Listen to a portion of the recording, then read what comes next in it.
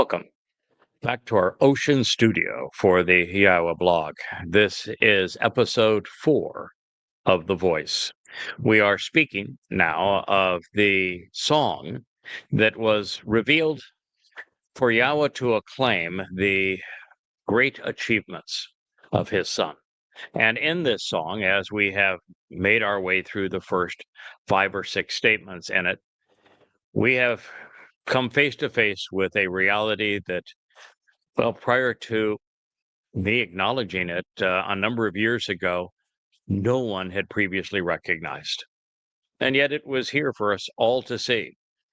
And that is that Yahweh and Dod, his beloved son, the actual Messiah, the former and returning king of Israel, lived his second of 3 lives in year 4000 Yah in 33 CE. And he arrived on the exact moment that he had predicted in the midst of Chag Matzah to fulfill Pesach Matzah and Bekurim in 33 CE. And he is the one that the complete fraud and counterfeit known as Jesus Christ was based upon. And so what we're doing is revealing the truth about Dod so that those who have been misdirected by the mythology of Christianity may give way to the most profoundly important truth ever shared with humankind. And that's why the lyrics of this song now read, "He made Yada known.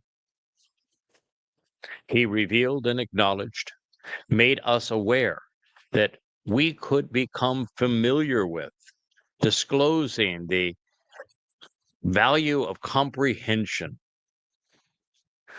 regarding his ways to Moshe, to the one who draws out through his interactions, his involvement with the children of Yisrael." This is lyrics to be sung, Psalm 103:7.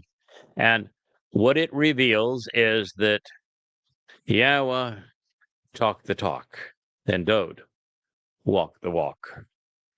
You see, what Dod achieved by fulfilling Passover, unyeasted bread, and firstborn children in 33 CE would have had no value whatsoever unless he was fulfilling the promises that Yahweh had made in 1447 BCE to Moshe and placed within the Torah.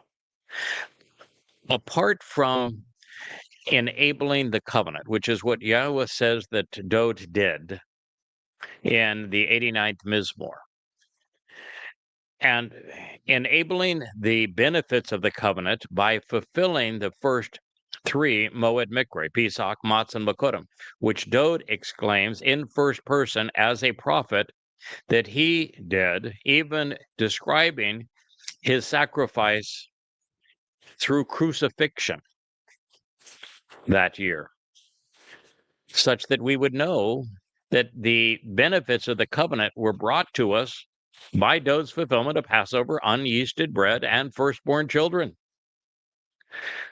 And we understand the benefits and the purpose of those days because of how Yahweh interacted with the children of Israel with Moshe, because it was on Passover that the lives of the children of Israel were extended, particularly pursuant to the firstborn son, and that the children of Israel were freed from religious and political oppression on matzah, which is precisely what Dod accomplished, so that by Bekurim, they would emerge on the other side of the gushing waters of the Red Sea, the Gulf of Aqaba, as it was swallowed up the grime behind them for them to be reborn as the children of Israel emerging on the other side. And this is the message that God conveyed of the purpose of Pesach, Matzah, and Bekurim, so that we would know that Pesach is all about extending our lives through the firstborn, and that matzah is about removing religious and political oppression from our souls so that we can be emancipated, enabling us to become the children of the covenant family. This is the message through the Exodus that Yahweh shared with his children. And then he explained the purpose and the timing of Pesach, Matzah, and Bikurim later throughout his Torah, particularly in the book of Kara, which means to be called out and is the verbal root of Mikra, invitations to be called out and to meet with God. This is the message that God not only shared with us, but enabled in the lives of his people. And then it was, of course, Dod and his nephesh soul that enabled these promises, which is why the 103rd Mizmor, or Psalm, begins with two statements attributed to Dod's nephesh soul.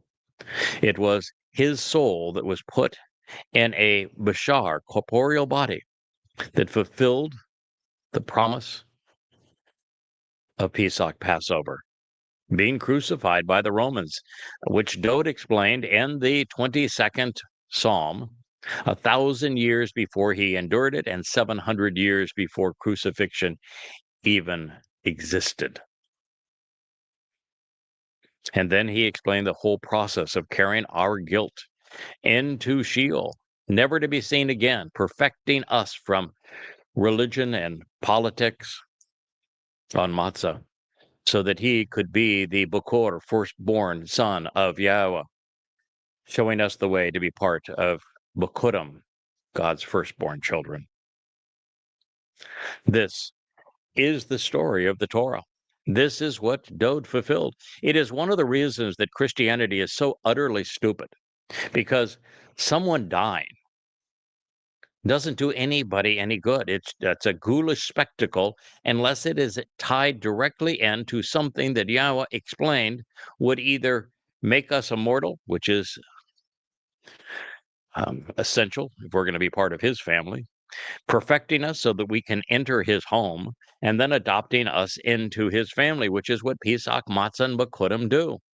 But again, to show the stupidity of Christianity, these things aren't even mentioned, which means it's nothing but a ghoulish death that serves no purpose whatsoever.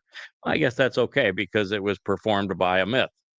But even beyond that, in Christianity, the myth follows the path of Dionysus and Osiris and all of the other pagan gods towards a bodily resurrection, which is utterly ridiculous because the whole purpose is to go from being trapped in these physical bodies, and Dode's physical body that served as the Passover lamb was destroyed that night in keeping with the Torah. It was incinerated, just as the Torah instructs. It was to free us from the confines of these physical bodies so that we could be emancipated in time and in space and enter the seventh dimension of Shamaim. This is the purpose of all of it, so that we can benefit from it. And of course, Christianity goes the wrong way. After not or dying for no reason, comes back to life as a body. Utterly counterproductive, absurd, ridiculous. But the truth is profound. It's the greatest story ever told about the greatest life ever lived. Now, Moshe, whose character was as exemplary as any that we have known and whose intellect was sublime, among the most perfect men who have ever lived, although he had his foibles as well, he was mostly a joy for Yahweh to work with when liberating his people from human, religious, and political oppression. However, this states that Yahweh interactions were actually with the children of Israel, and that's important because they were just the opposite. And that means that God would rather achieve his purpose with dunderheads than work alone. And as such, there is a job for everyone. How do you think I got this one? Well, without what Yahweh achieved and communicated through Moshe and through Dod's lyrics, his lives, and his sacrifices, well, they would be meaningless. It has to serve a function that fits within God's agenda for it to happen. The death of the Passover lamb is nothing but a good meal on a normal Passover without the benefit ascribed to it. And the fulfillment of it by the corporeal body of Dode David in his second of three lives would have served no purpose whatsoever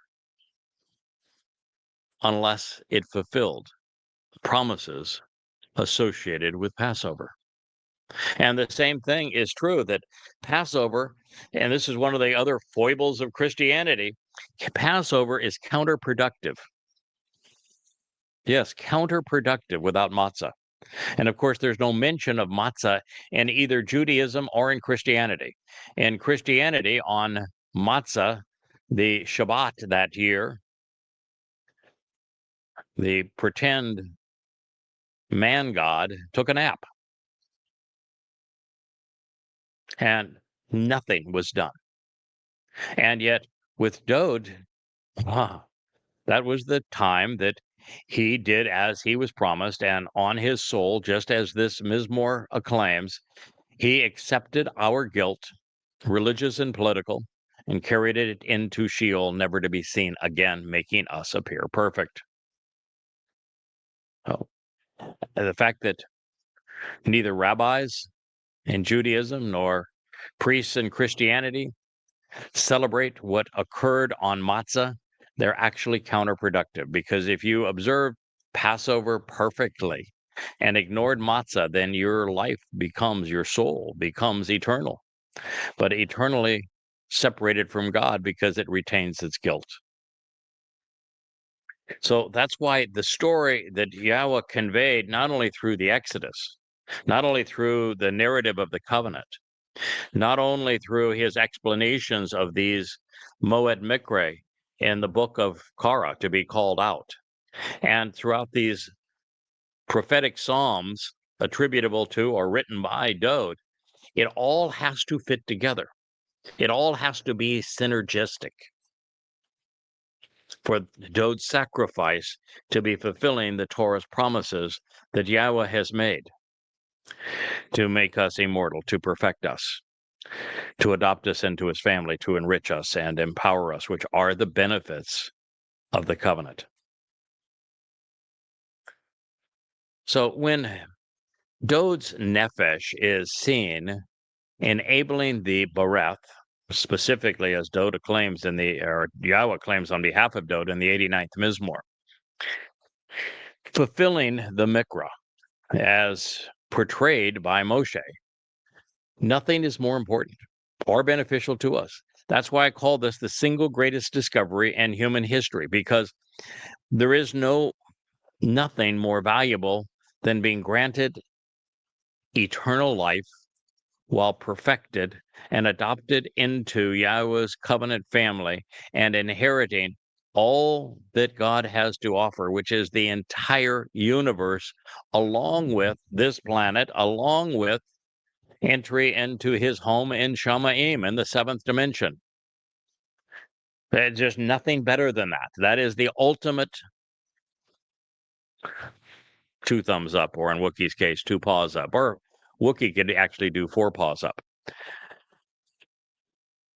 And all of that is accessible for us the moment we come to know how Father and Son, Yahweh and Dode, collaborated to fulfill the promises of the Bereth covenant through the mechanism of the Moed Mikra, the invitations to be called out and meet regarding the restoring witness of the eternal testimony of Pesach, Matzah, and Bakudim. This realization is what opens heaven's door. And it is a collaborative effort between Father and Son, Yahweh and Dode. and therefore to have ascertained that reality and to therefore realize that because the Messiah and the Son of God is Dowd, the returning king is Dowd, that Dowd is the one who was crucified at this time on Passover. That means there was no Jesus. That means the entire religion of Christianity is based completely on a counterfeit and identity theft. And it is absolutely rotten and despicable and appalling from the outset. There is nothing in it that is redeemable in any way. It is complete and utter demonic rubbish. That's what this means. And that the actual truth is that the Torah does say that Yahweh is God and that our salvation was provided by Dowd's, the king of Yisrael, the Messiah, the Son of God's fulfillment of these three Moed Mikre in 33 CE, exactly as he had explained prophetically. Now, the standard by which Dowd was Sadak, considered right and vindicated and vindicating, and the path which he followed are both found in the Torah, which is what makes his sacrifice relevant, and the fact that God enables it. God enabled Dowd's precious nephesh, his consciousness, his soul, to be put back into a corporeal body for a second time, and will do it again a third time. But in this second time, it is God who facilitated that, not Dowd by himself. And then it was Dowd who had volunteered to fulfill Passover, whose soul in this corporeal body served as the Passover lamb, with the body being destroyed that night after having been crucified. And then it was Dowd's nephesh soul that Yahweh enabled to be laden with our political and religious guilt. And then he not only facilitated that part of the process, but then enabled Dowd to carry it into Sheol, the place of separation, which is akin to a black hole, and had his spirit, his ruach, protect and shield Dowd's nephesh soul while it was there, enabling him to leave our guilt, our political and religious corruption in Sheol, never to be seen again, and then releasing him from it so that he could celebrate right on cue Bikurim, firstborn children, in year 4000 Yah, which was 33 CE, returning to the Father as the Bakor, firstborn, having enabled Bikurim, firstborn children. It is a marvelous story. It is beautifully conceived. It is courageously and compassionately executed. And it's the real story played out as it actually transpired and was foretold in excruciating detail. That Christianity plastered all over with whitewash and rubbish, angering God, disappointing our returning king, and leaving billions of souls without any access to Yahweh, heaven, our salvation, while controlling people worldwide and abusing Jews in the process. It's the greatest crime that's ever been committed. And our job is to restore the truth, to push away the lies. There was no Jesus. He never existed. He is nothing but a crude counterfeit of Dowd David, slathered with a heavy dose of Dionysus, so that the Messiah and Son of God, which is who Dowd is and always will be, was given the absurd veneer of being God is a man. God is not a man. And so every bit of Christianity is an outright lie. And once you know what Yahweh and Dowd did together, you understand these Mizmor, you're in a position to know that it's a lie. And if you're amongst the chosen people, if you are a Yehud, beloved of Yah, a name that actually is a combination of Yahweh's name and Dod's name. Yahud, Yahweh and Dod, meaning the beloved of Yah. If you are Yisrael, which at its highest point means individuals who engage and endure with God, and at its lowest means those who wrestle with and strive against the Almighty, then this is the best news that you have ever been given. Your Messiah is known. He's Dod. He's trustworthy. He defended Israel 66 times and never lost a battle. He is the king who united you. He's the king that brought you into Jerusalem. He's the king that acquired the Temple Mount. He's the king that was the great prophet and left us 100 songs and the prose of the Mashal and the Mizmor.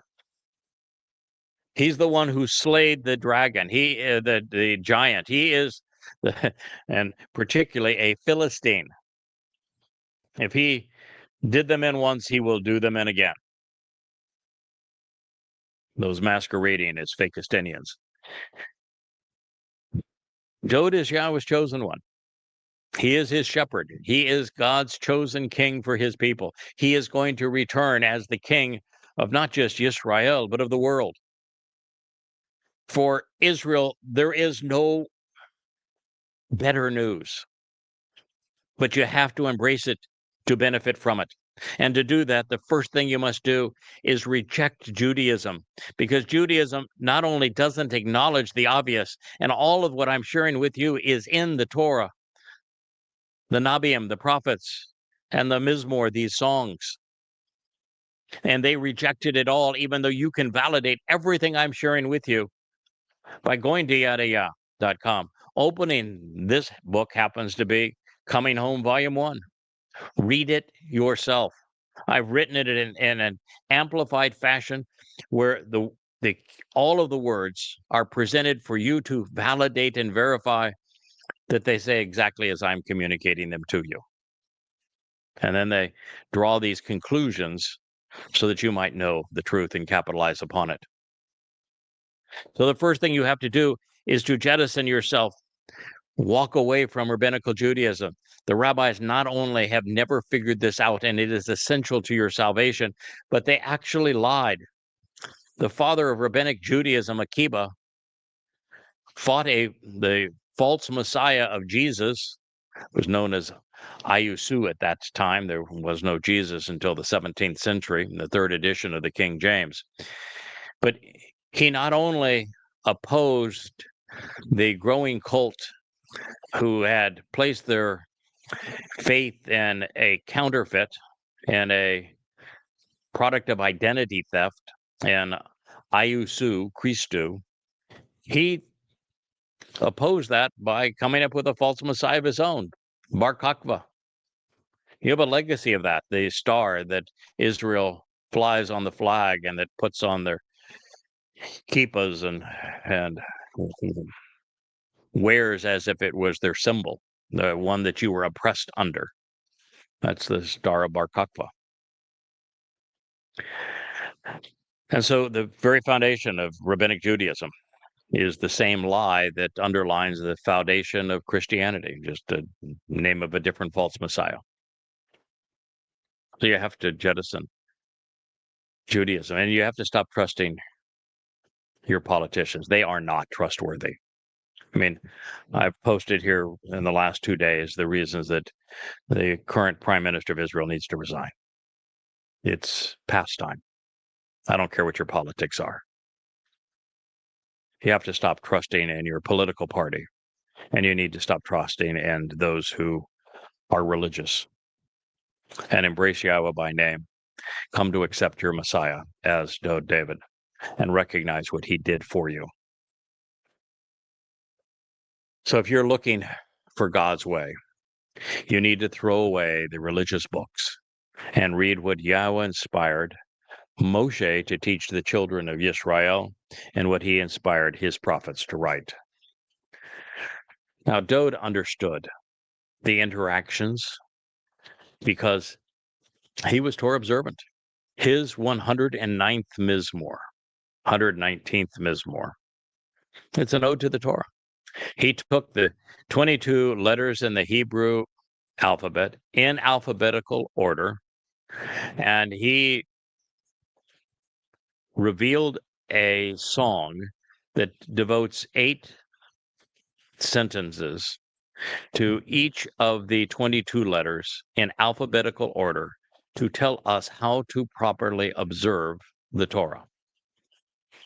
And you can be assured, he was not speaking of the Talmud. He was not speaking of an oral Torah. He was speaking of Yahweh's Torah as it was revealed through Moshe. And so it is by studying, observing, closely examining, carefully considering the Torah teaching and guidance of Yahweh through Moshe that Dowd came to realize that it was his responsibility to serve as the Passover lamb. It was his opportunity to gain his people's respect forevermore by serving them in this way. And he volunteered to do so. And he knew that it was right for him to do so because he had read and heard about Yahweh calling him his beloved son, and that he would resume on the throne in another life on behalf of all Israel, a throne that Yahweh had built for him and would maintain just for him. And then he read in Bereshith how Abraham and Yishak went up to the Temple Mount, before it was a Temple Mount, on Moriah, the heart of Jerusalem, the city of Dowd, and fulfilled the promise of the dress rehearsal for Passover, where the lamb was provided by God. And the lamb was set into the context of Abraham's one and only beloved son, speaking, therefore, of Yahweh's relationship with Dowd. That's where he figured it out. His motivations for doing it I've shared previously, but it boils down to the realization that his own family rejected him. His people rejected him. After all he had done for them, they rioted and rebelled against him. And when Dowd realized what the Israelites had done to him with all that he had done for them, and then he read about how even Moshe could not lead them effectively, that they turned on and repudiated Moshe at every opportunity. And they even rejected Yahweh, telling him to shut up and go away. And so Dowd realized that the Israelites are impossible, and that the only chance he had of serving as their eternal king was to do something for them that they would respect forevermore.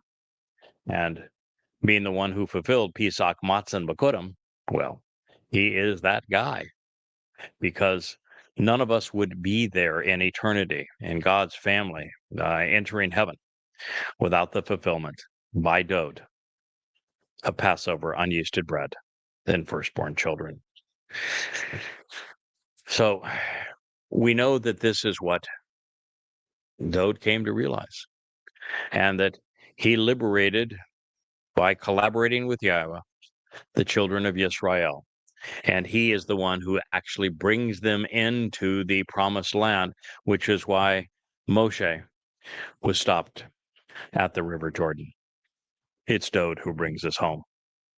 God's focus has been and will continue to be on his people and the most Yehud of all of his chosen one. Amongst the chosen people, Dowd David. And that is never going to change.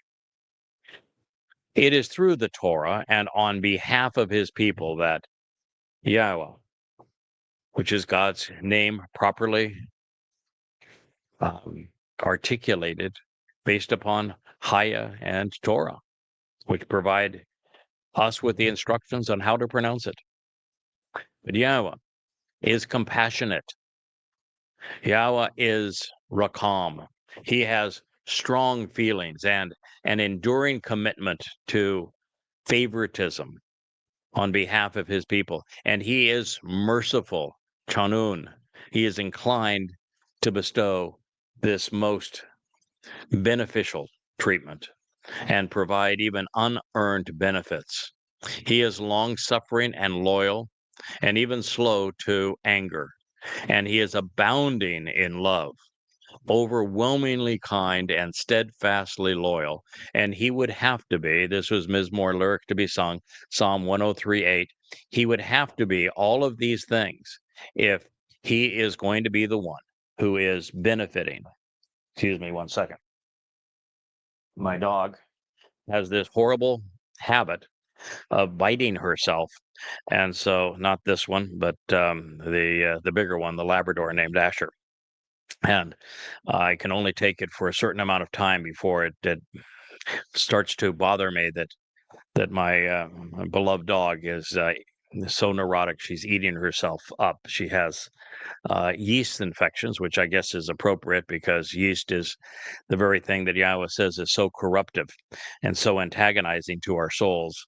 And unfortunately, no matter what medication we provide to her, this systemic yeast infection continues to uh, drive poor Asher crazy. So I do try to break her attention when she's going out herself, as she was just momentarily.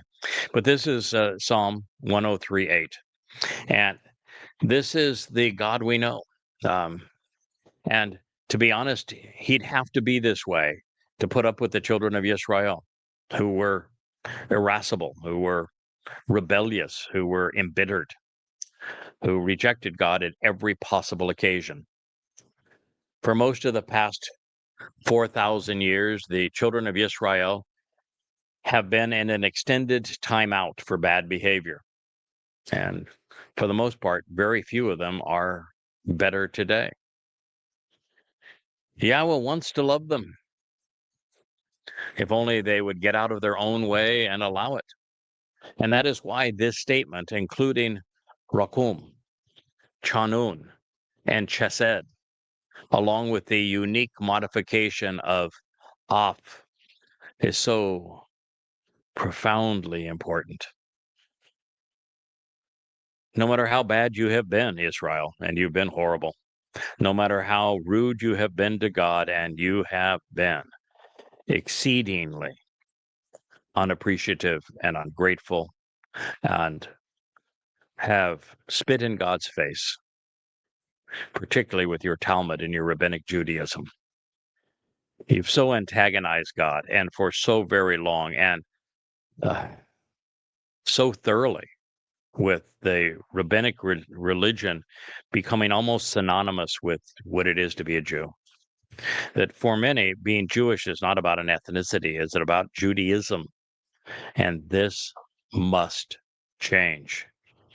If Jews do not come to recognize that Judaism is their worst enemy, that the rabbis have lied to them, they have plastered over the truth, they have erased Yahweh's name from their lives, they have rejected all that Dod, the Son of God and our Messiah, has done by fulfilling Pesach Matzah Bakodim, there is no one who has perpetrated greater harm on Israelis than the rabbis.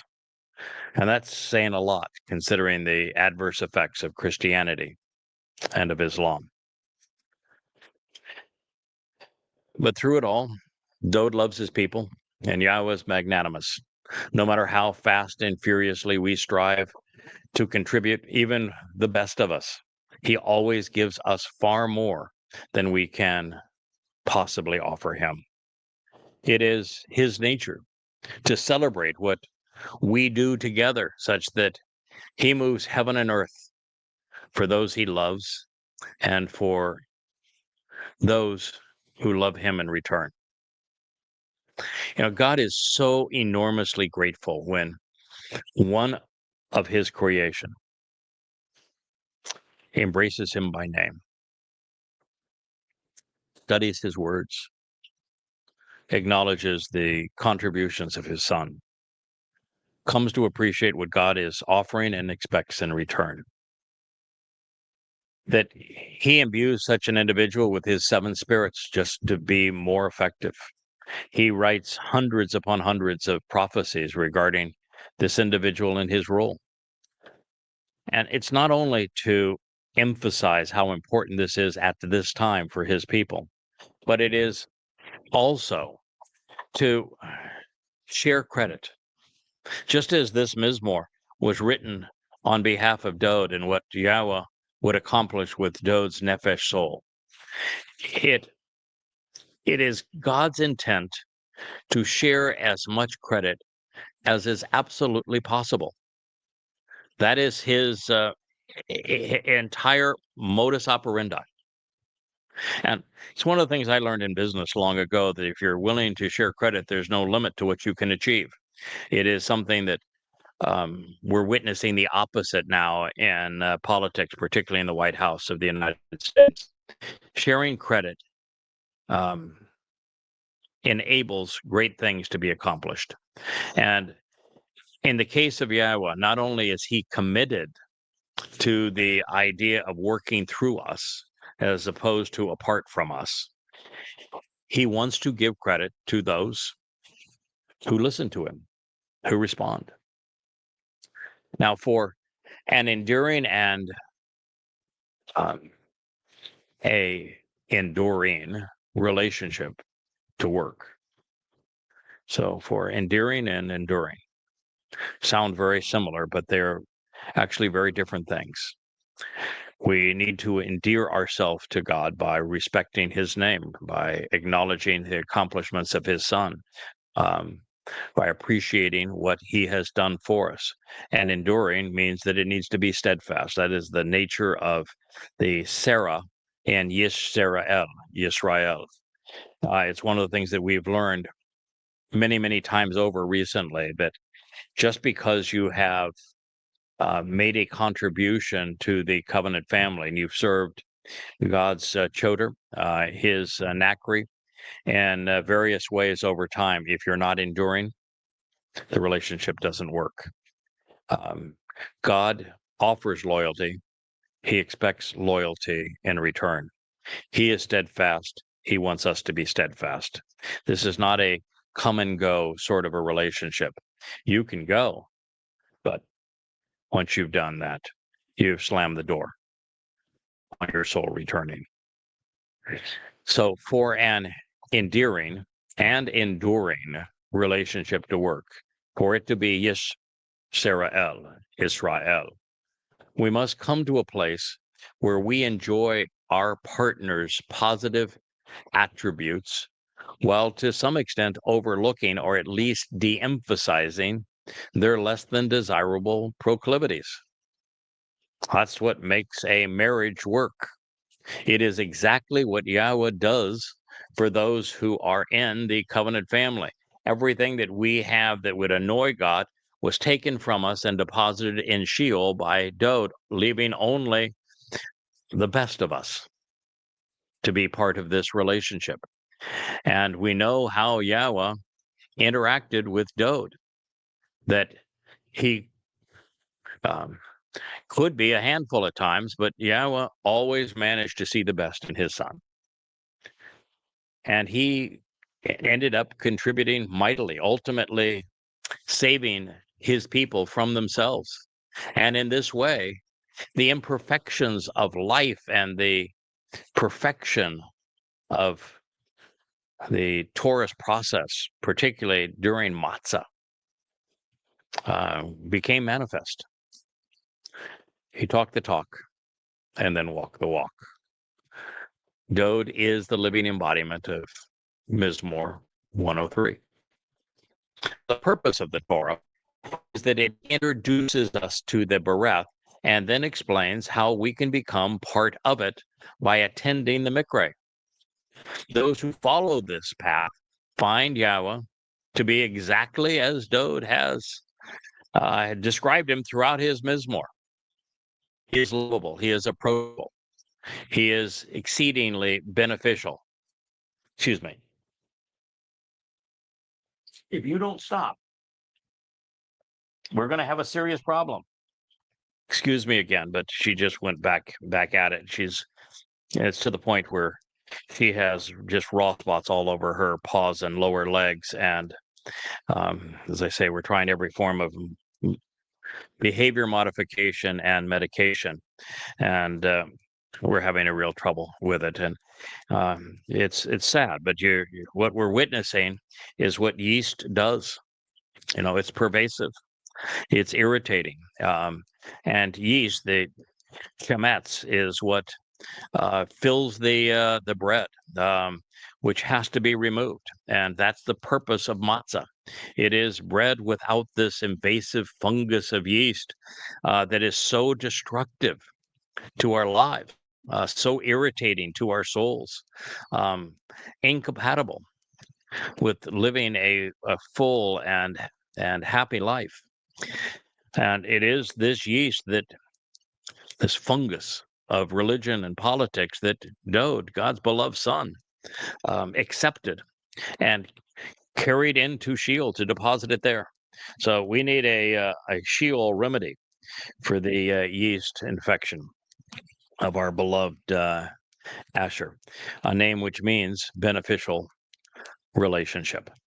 But I find that, and no matter what we do in our lives, when we focus on trying to properly convey Yahweh's message as it's revealed through its Torah and prophets, and as lived by his beloved son Dowd, that our lives come in many ways to have the various ingredients that cause us to understand.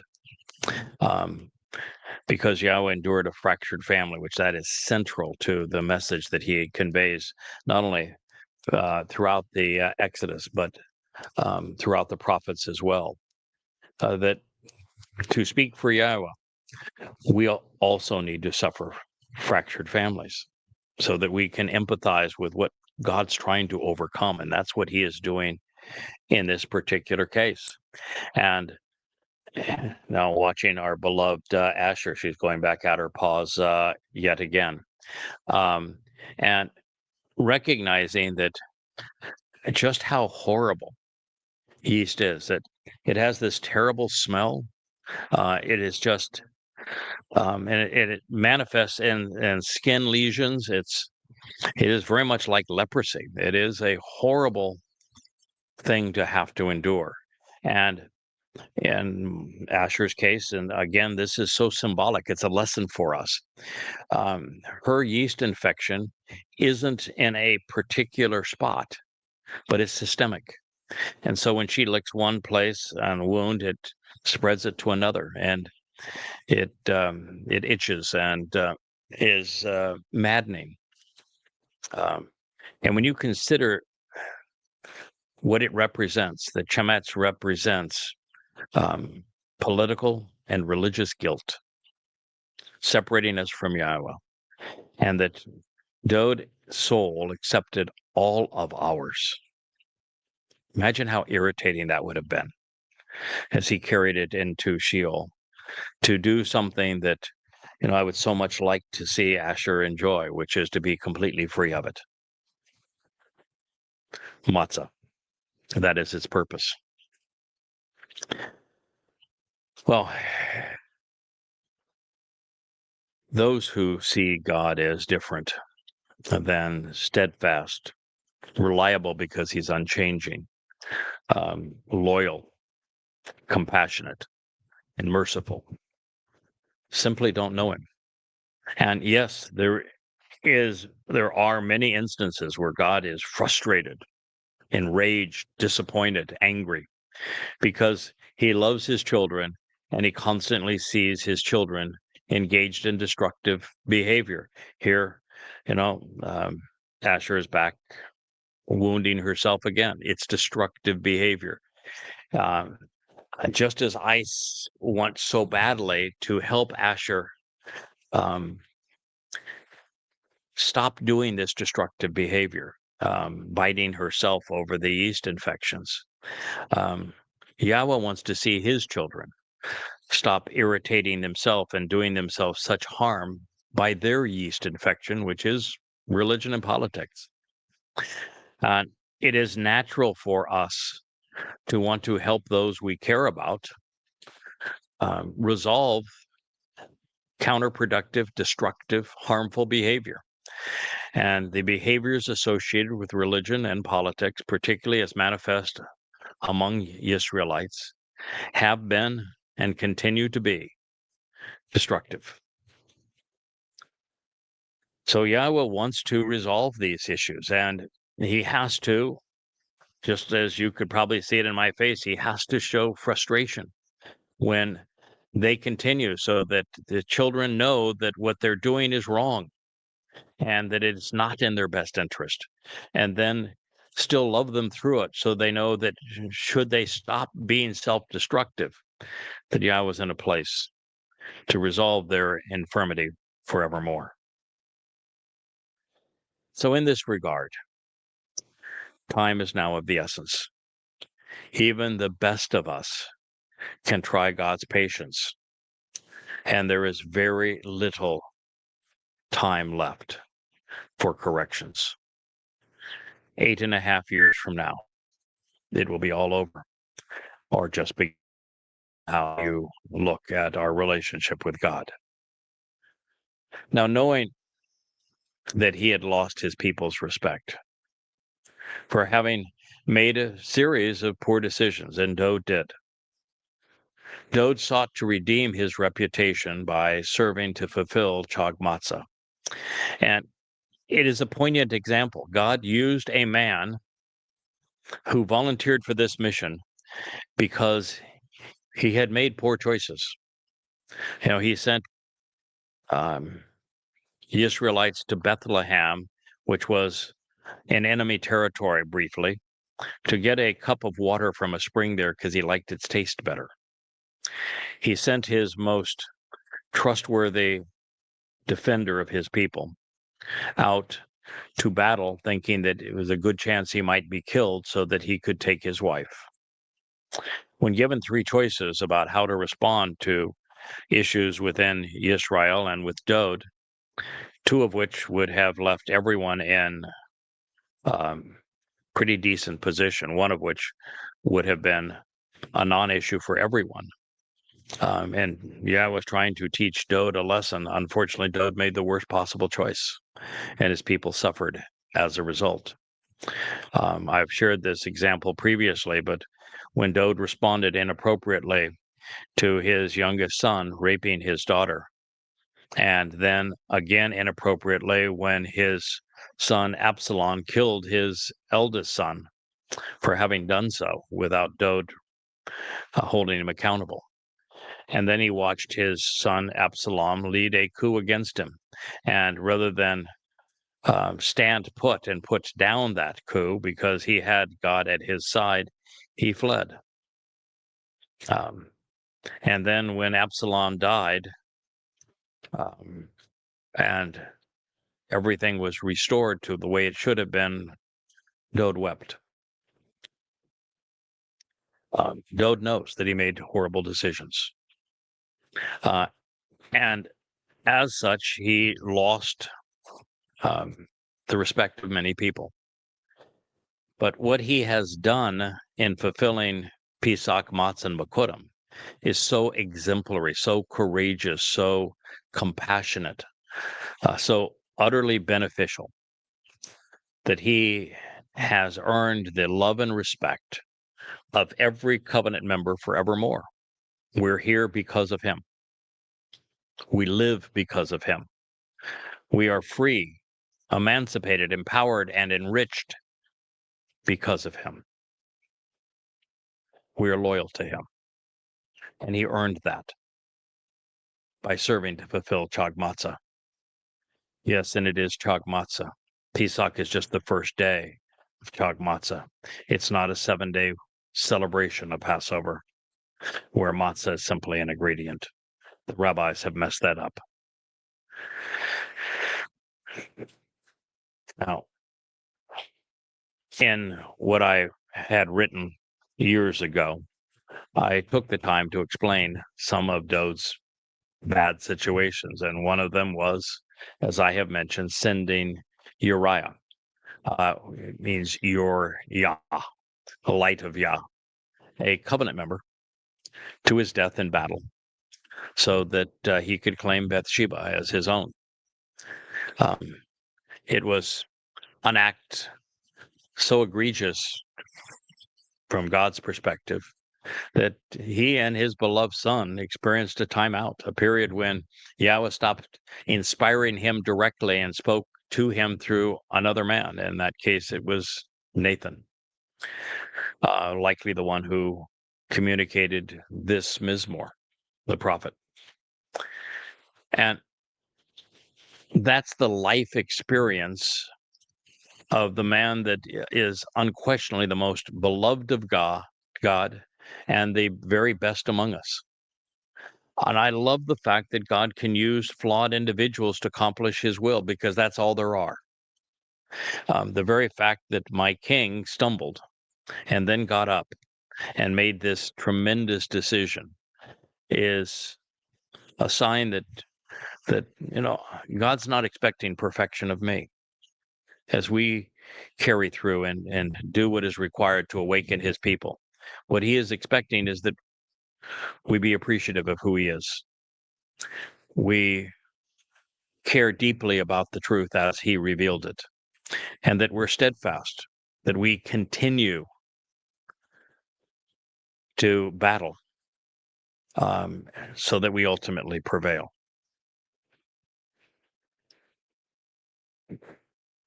Now, this now reads, he will not continually quarrel with someone. Lo la netzah rib. He will not subject his preeminence to unending arguments, always contending in hostile opposition, continuing to endure the taunts and the insults, nor will he eternally serve as a frustrated caretaker. Mizmor lyrics to be sung, Psalm 103:9.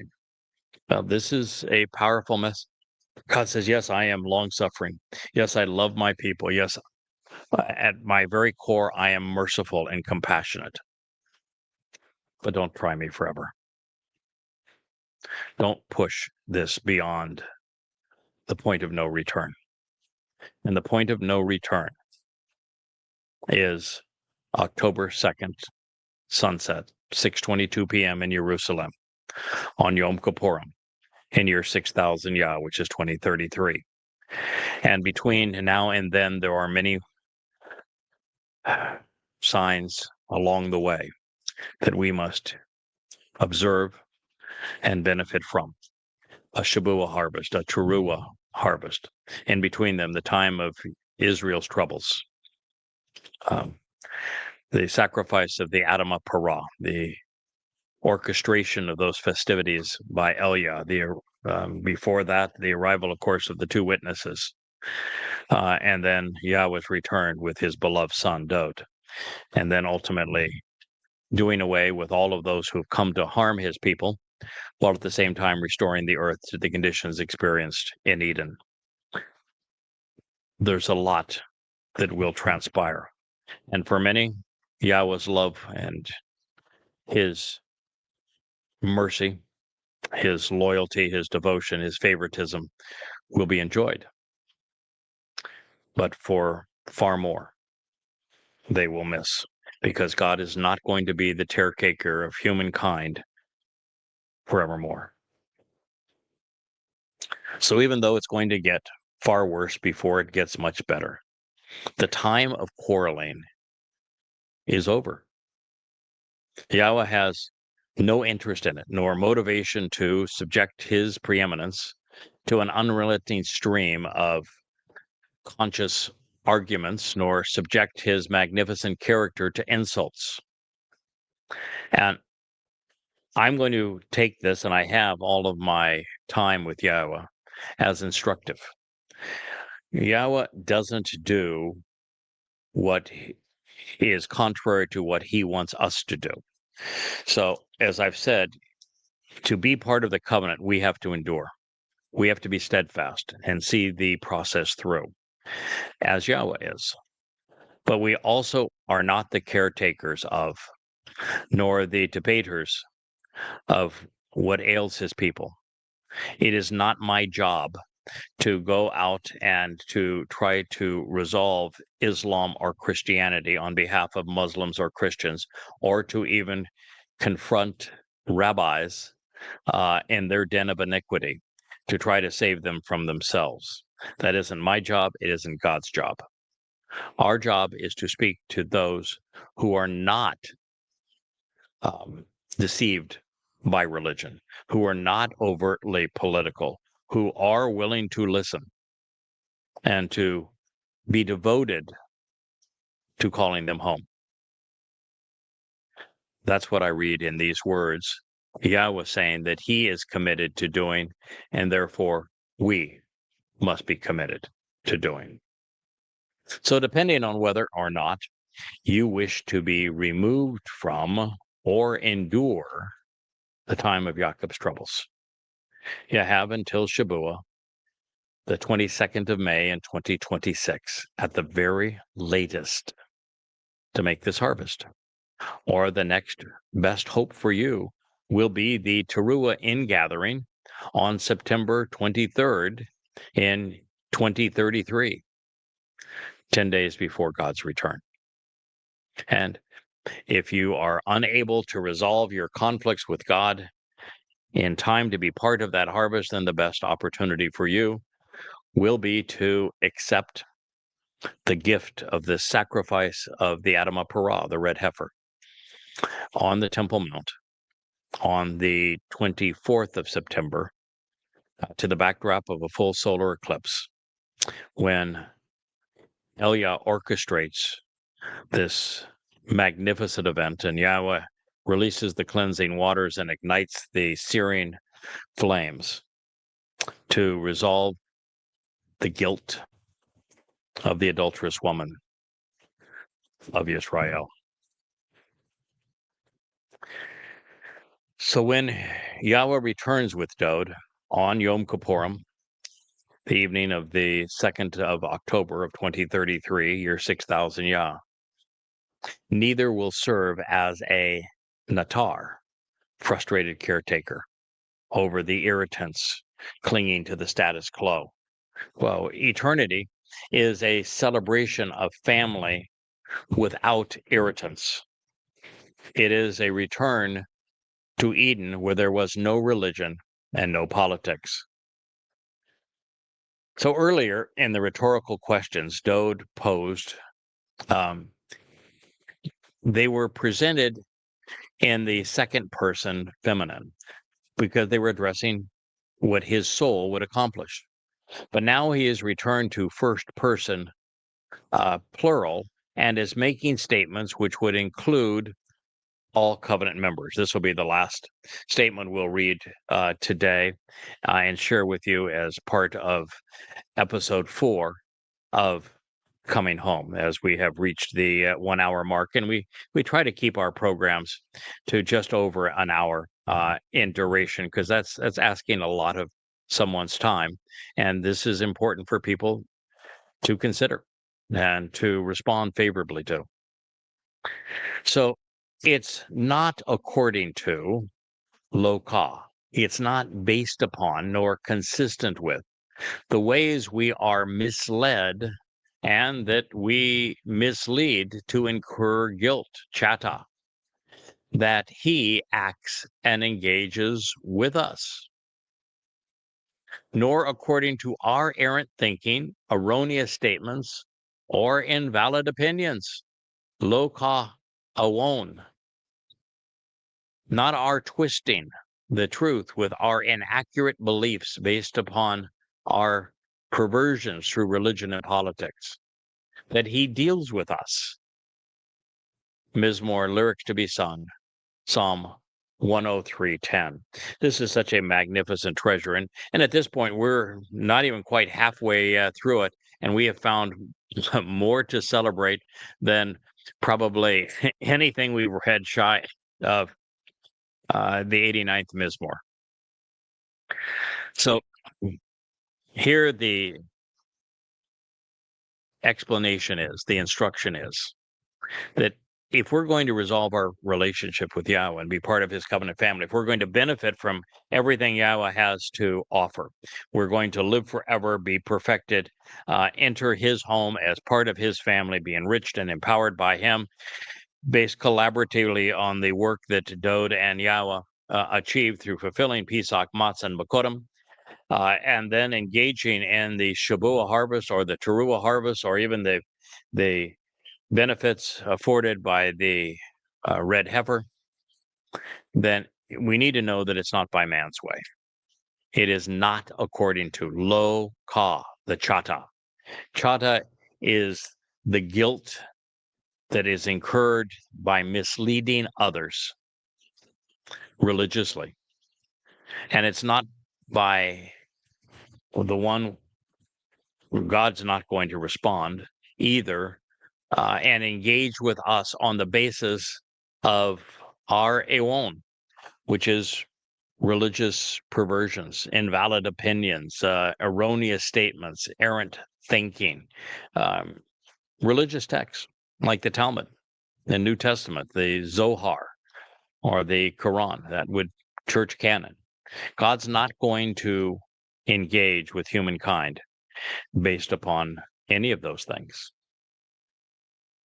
And that he deals with us on his own terms. And those terms are conveyed in the Torah, YAHOWAH MUSIC. And that is the message we wish to convey. So I thank you so much for listening to this, the 4th episode of AVoice, heralding the lyrics of Psalm 103, as we have just completed the 10th verse, and look forward to being back with you in our Ocean studio later today or tomorrow. Thank you all for listening.